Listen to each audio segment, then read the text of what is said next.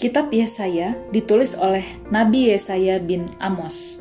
Nabi Yesaya hidup pada zaman Raja Uzia, Yotam, Ahaz, dan Hizkia, raja-raja Yehuda. Nabi Yesaya dipanggil Tuhan.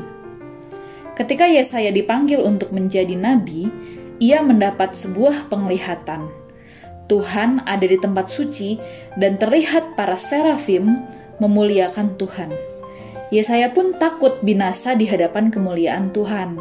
Tetapi seorang serafim mengambil bara dari atas mezbah dan menyentuhkannya kepada mulut Yesaya sebagai tanda dosanya telah diampuni.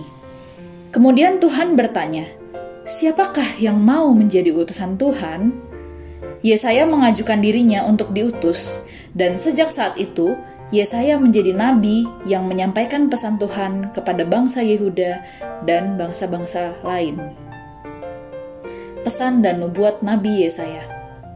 Nabi Yesaya menyampaikan bahwa Tuhan sangat marah kepada bangsa Yehuda yang melupakan segala kebaikan Tuhan.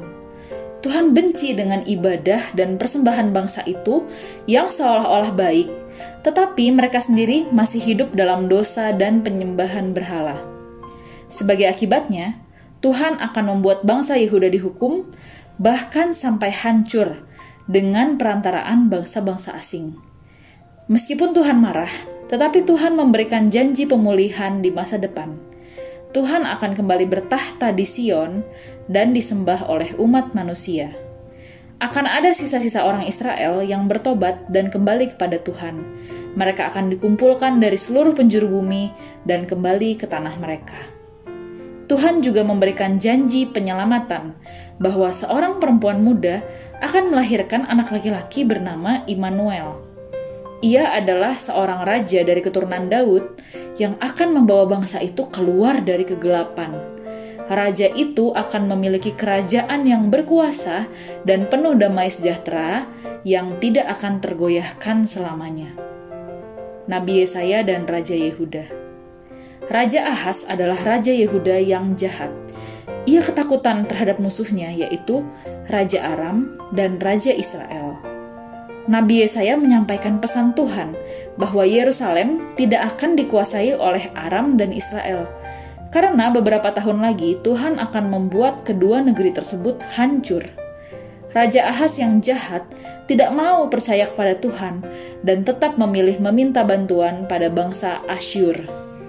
Sesuai dengan perintah Tuhan, Yesaya menamai anaknya yang baru lahir Maher-Shalal-Has-Baz, dan Tuhan berfirman, sebelum anak itu bisa bicara untuk memanggil ayah dan ibunya, Raja Asyur akan mengalahkan Damsyik, ibu kota Aram, dan Samaria, ibu kota Israel. Dua negara yang dahulu ditakuti Raja Ahaz. Tuhan juga menyampaikan kemarahan kepada bangsa Yehuda karena menyia-nyiakan pertolongan yang sudah disediakan Tuhan untuk mereka. Bangsa Asyur menjadi sombong dan serakah karena mereka bisa menaklukkan banyak negara. Nabi Yesaya pun menubuatkan bahwa Asyur pun akan jatuh karena kesombongan dan keserakahan mereka.